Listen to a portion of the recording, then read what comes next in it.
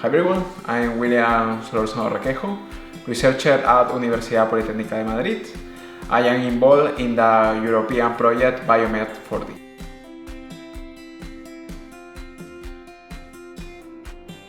I start my research career with the study of custom-made short femoral stents to improve reaction with the bone, and then continue with the integration of artificial intelligence and image processing to designing personalized medical devices.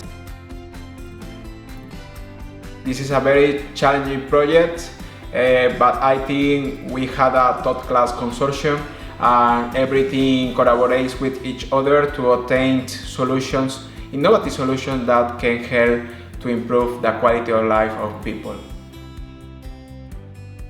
The UPM team is composed by Andrés, Díaz, Lantada and Adrian López.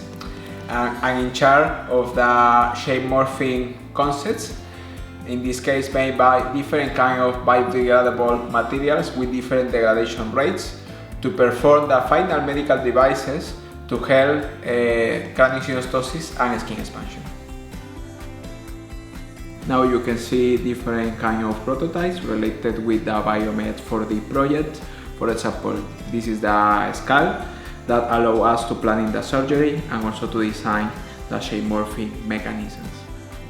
In my case, BIOMET4D provides another perspective related with bioengineering problems, because bioengineering is a mixture between medicine and engineering, and with the surgeons and engineers we can create shape morphing devices that can actuate, for example in this case, to craniosynostosis or skin expansion.